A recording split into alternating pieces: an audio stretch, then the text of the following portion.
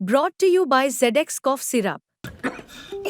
XZ नहीं, doctor का भरोसेमंद ZX। ZX का असरदार आरामदायक फॉर्मूला खांसी पे काम शुरू करे सिर्फ 15 मिनट में। तो कौन होगा समाजवादी पार्टी का सदन का नेता, यानी कि विधानसभा में विपक्ष का चेहरा कौन होगा? समाजवादी पार्टी इसके लिए क्या कवायद कर रही है और कौन कौन नाम हो सकते हैं, हम समझेंगे। ये भी जानिए कि मुख्यमंत्री से मिलने वालों का इस वक्त तांता लगा है। विधायक हो, मंत्री हो, जनप्रतिनिधि हो, लगातार सीएम से मिल रहे हैं और मुख्यमंत्री मंडलवार लगातार समीक्षा कर रहे हैं।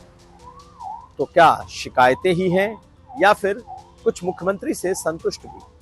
किसने क्या कहा ये बताएंगे। और आखिर में जानिए कि जो अहम सहयोगी जिन्होंने 2 दिन पहले डिप्टी सीएम केशव मौर्य से मुलाकात की है, आज जब मुख्यमंत्री से मिले तो क्या कहा। ये तमाम खबरें आज का यूपी में। नमस्कार, मैं हूं कुमार अभिषेक, आप देख रहे हैं यूपी तक। हम हाजिर अपने न्यूज शो आज का यूपी लेकर। तो संसद का सत्र चल रहा है। 29 तारीख से यूपी विधानसभा का भी सत्र शुरू होने वाला है। ऐसे में अखिलेश यादव दिल्ली में हैं, लेकिन लखनऊ में समाजवादी पार्टी के भीतर सियासत गर्म है। और सियासत ये चर्चा सबसे ज्यादा इस बात को लेकर कि आखिर विधानसभा में अखिलेश यादव की जगह कौन लेगा, यानी कि विपक्ष का नेता कौन बनेगा, कौन उस विपक्ष की कुर्सी पर बैठेगा। क्या शिवपाल यादव को विपक्ष का नेता पद की कुर्सी मिलेगी, या फिर जो पीडीए अखिलेश लेकर चले हैं, जिससे 2024 में उन्हें अपार सफलता मिली, क्या पीडीए के फॉर्मूले को ही अखिलेश यादव सदन के नेता के चुनाव में भी दोहराएंगे? तो सबसे पहले जान लीजिए कि कई नाम इस वक्त तैर रहे हैं और शिवपाल यादव के अलावा सबसे ज्यादा चर्चा यह है कि एक बार फिर अखिलेश यादव पीडीए में दलित चेहरे पे ही दांव लगा सकते हैं। तूफानी सरोज, इंद्रजीत सरोज, कुछ इस तरीके के नाम हैं तो जो कि फिजा में तैर रहे हैं। तो हो सकता है कि इन्हें नेता विपक्ष की कुर्सी मिल जाए। लेकिन क्या शिवपाल यादव, जो कि चाचा भी हैं और कहा यह जा रहा है कि बहुत सारे विधायकों के मन को उन्होंने टटोला भी है, क्योंकि शिवपाल यादव से ज्यादा अनुभवी सीनियर अब सदन में समाजवादी पार्टी का कोई नहीं। संगठन से लेकर सरकार तक उनका अनुभव है और विपक्ष के नेता के तौर पर उनका अनुभव जबरदस्त है। लेकिन एक बात आड़े आ रही है, वो ये कि अखिलेश यादव ने एक यादव चेहरे को विधान परिषद में अपना नेता चुन लिया, यानी कि विधान परिषद में जो विधायक दल का नेता है वो यादव बिरादरी से है। ऐसे में क्या विधानसभा के भीतर भी शिवपाल यादव बनेंगे? इसे लेकर पार्टी में दो राय है। पार्टी के जो रणनीतिकार हैं उनका मानना है कि अखिलेश यादव जिस पीडीए के फॉर्मूले पर बढ़े हैं, यानी कि परिवार और अपनी बिरादरी से आगे बढ़कर दलित, पिछड़े और अल्पसंख्यकों के लिए चुनाव में आगे बढ़ना, तो क्या ये चुनाव जो कि विपक्ष के नेता के तौर पर होगा, इसमें भी पीडीए ही चलेगा? तो दलितों को लेकर के सबसे ज्यादा चर्चा है कि अखिलेश यादव इस बार किसी दलित को ये कुर्सी सौंप सकते हैं, जो मैंने आपको नाम बताया। इसके अलावा मनोज पारस, जो कि जाटव बिरादरी से हैं, बिजनौर से आते हैं, उनके नाम की चर्चा है। राजेंद्र कुमार, इस तरह के नाम की चर्चा है जो कि दलितों में जाटव बिरादरी से आते हैं। तो क्या दलित होंगे या फिर ओबीसी का कोई चेहरा हो सकता है? ओबीसी में यूं तो शिवपाल यादव भी आएंगे, लेकिन यादव परिवार के वो इस वक्त मुखिया भी। माना यह जा रहा है कि बहुत सारे विधायक उनके समर्थन में भी हैं, लेकिन आखिरी फैसला अखिलेश यादव का। पार्टी के नेता ने कहा कि विधायक दल की बैठक बुलाई जाएगी और उसमें ही जो वरिष्ठ होंगे, जो अनुभवी होंगे और जो सामाजिक समीकरण में सबसे ज्यादा फिट होंगे, उन्हें ही नेता चुना जाएगा। सुनिए क्या कहा है उदयवीर सिंह ने। बजट आ चुका है, अब मामला है नेता प्रतिपक्ष को लेकर कई नाम चल रहे हैं, क्या लगता है आपको कौन? समाजवादी पार्टी की विधानमंडल दल की बैठक हर सत्र से पहले होती है और जब विधानमंडल दल की बैठक होगी तो मुझे लगता है कि राष्ट्रीय अध्यक्ष जी सारे विधायकों और सबकी राय सहमति करके उनकी सलाह मशवरा करके किसी सीनियर और सूटेबल कैंडिडेट को डिक्लेयर करेंगे। तो एलओपी को लेकर के ये तो बात हुई दलितों और यादव और ओबीसी की, लेकिन क्या ओबीसी बिरादरी से भी कोई चेहरे हैं? क्या माइनॉरिटी से कोई बन सकता है? सुगबुगाहट चर्चा इसकी भी है, लॉबिंग उसके लिए भी हो रही है, लेकिन फिलहाल किसी नाम पर कोई बहुत ज्यादा प्रभाव दिखाई नहीं दे रहा, बहुत ज्यादा स्ट्रेस दिखाई नहीं दे रहा। ऐसे में सब कुछ अखिलेश यादव के ऊपर निर्भर है और नेता विरोधी दल माना जा रहा है कि अखिलेश यादव के दिमाग में कोई ना कोई है जिसका कि चुनाव हो जाएगा। खैर, हमें भी इंतजार करना होगा क्योंकि अखिलेश यादव के इस फैसले पर सबकी नजर टिकी हुई है। अब अगली खबर। उधर मुख्यमंत्री योगी आदित्यनाथ के सरकारी आवास 5 कालिदास मार्ग पर विधायकों, मंत्रियों, जनप्रतिनिधियों का मिलना जारी है, पहुंचना जारी है और लगातार मुख्यमंत्री या तो मंडलों की समीक्षा में सभी जनप्रतिनिधियों को, विधायकों को, मंत्रियों को बुलाकर मिल रहे हैं और जो लोग अकेले में मिलना चाहते हैं उनसे वन ऑन वन मीटिंग यानी बिल्कुल अकेले में आमने सामने की मुलाकातें भी कर रहे हैं। लेकिन मुख्यमंत्री की इन तमाम मुलाकातों को अब सार्वजनिक भी किया जाता है, यानी कि कोई भी विधायक हो, मंत्री हो, सांसद हो, पूर्व सांसद हो, जनप्रतिनिधि हो, अगर मुख्यमंत्री से मिलता है, अपनी बात रखता है तो उसकी तस्वीर जरूर आती है। ये एक अलग बात है कि मुख्यमंत्री से क्या बात हुई, कभी मुख्यमंत्री के स्तर से उसे नहीं बताया जाता, या तो कयास लगाए जाते हैं या फिर जो शख्स मिलकर आता है वो बताता है कि आखिर बात क्या। पिछले कुछ दिनों से कई विधायक लगातार मुख्यमंत्री योगी आदित्यनाथ के खिलाफ उन लोगों ने मोर्चा खोल रखा है और जो एक बात जो सारे विधायक एक सुर में कह रहे हैं, सारे नहीं, कई विधायक जो नाराज बताए जाते हैं, जो कहा जाता है कि मुख्यमंत्री योगी आदित्यनाथ के अफसरों की अफसरशाही से नाराज हैं, ऐसे हर दिन कोई ना कोई एक विधायक निकलकर सामने आ रहा है। वो चाहे सैयद राजा के विधायक हो सुशील सिंह,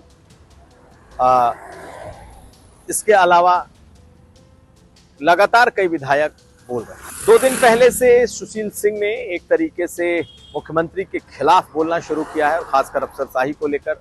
आज नंदकिशोर गुर्जर ने बात कही और ये कहा कि अगर हमसे ये प्रूफ मांगा जाएगा कि आखिर अफसर नहीं सुनते हैं तो इसका कोई प्रूफ दिया जाए तो हमारी बातें ही इस बात को तस्दीक करती हैं, हमारे पास कोई प्रूफ नहीं होता। दरअसल प्रूफ की बात इसलिए निकली क्योंकि आजमगढ़ की समीक्षा में एक एमएलसी ने जब ये बात उठाई अफसरशाही की तो मुख्यमंत्री की तरफ से कहा गया कि भाई क्या आपके पास सबूत हैं, तब अब ये बात निकली है कि भाई हम सबूत नहीं दे सकते, हम सिर्फ कह सकते हैं।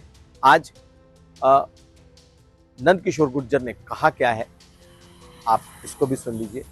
माननीय मुख्यमंत्री जी क्यों कहेंगे सबूत के लिए, मतलब अब हम लोग अपना काम छोड़ के जनता की सेवा के अलावा, विकास के अलावा, पार्टी मजबूत कैसे उसे छोड़ करके कैमरा लेके घूमेंगे कि ये अधिकारी जो है ये भ्रष्टाचार कर रहा है, उसका सबूत बनाएंगे हम, या कार्यकर्ता इस काम में लगेंगे?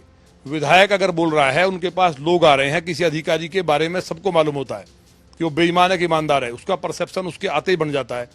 तो अगर वो सही काम नहीं करता और माननीय विधायक कह रहा है और उसके पास कोई चीज़ें आई हैं, कोई लोगों ने कहा जी मुझसे इतने पैसे लिए गए या कोई चिट्ठी दी है, उस पर अगर माननीय विधायक ने चिट्ठी लिख दिया, कह दिया, तो उस अधिकारी पर कार्रवाई होनी चाहिए।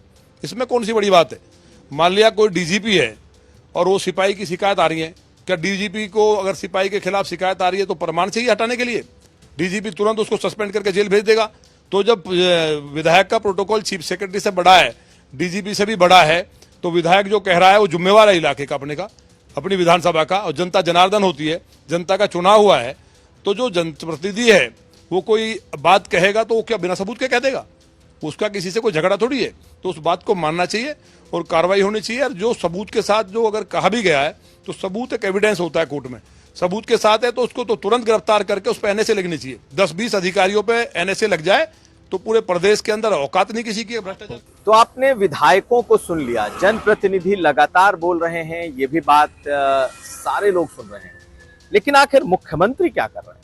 कहा यह जा रहा है कि 29 जुलाई को मुख्यमंत्री योगी आदित्यनाथ की मुलाकात दिल्ली में प्रधानमंत्री से हो सकती है और इस मुलाकात के पहले मुख्यमंत्री योगी आदित्यनाथ भी तमाम कील कांटे दुरुस्त करने में जुटे हैं जो उनकी राह में बिछाई गई, यानी कि जो समीक्षा रिपोर्ट बनाई गई, जो नेताओं ने जाकर ब्रीफिंग की, ये माना जा रहा है कि एक बड़ी शिकायत मुख्यमंत्री को के खिलाफ की गई और समीक्षा रिपोर्ट में जो बातें लिखी गई हैं, दरअसल वो बहुत बातें सरकार के कामकाज पर सवाल उठाती हैं।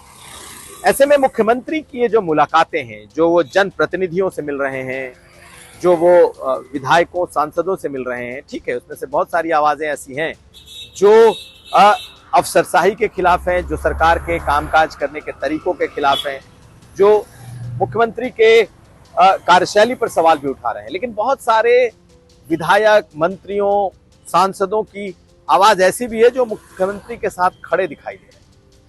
तो मुख्यमंत्री योगी आदित्यनाथ निश्चित तौर पर ऐसे लोगों की आवाज वो भी संकलित कर रहे हैं और कहा यह जा रहा है कि जब वो प्रधानमंत्री से मिलेंगे तो वो अपनी पूरी बात रखेंगे, यानी कि वो एक तरह की रिपोर्ट होगी जो वो अपने तरफ से रखेंगे।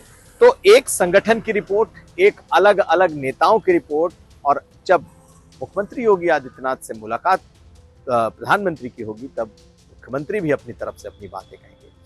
तो ये जो जितनी मुलाकातें इस वक्त दिखाई दे रही हैं अलग अलग जनप्रतिनिधियों की, दरअसल मुख्यमंत्री इन बातों के आधार पर, इन मुलाकातों के आधार पर अपनी रिपोर्ट तैयार कर रहे हैं और वो अपने राह में बिछाए गए कील कांटों को दुरुस्त करने में जुटे हैं। अब अगली खबर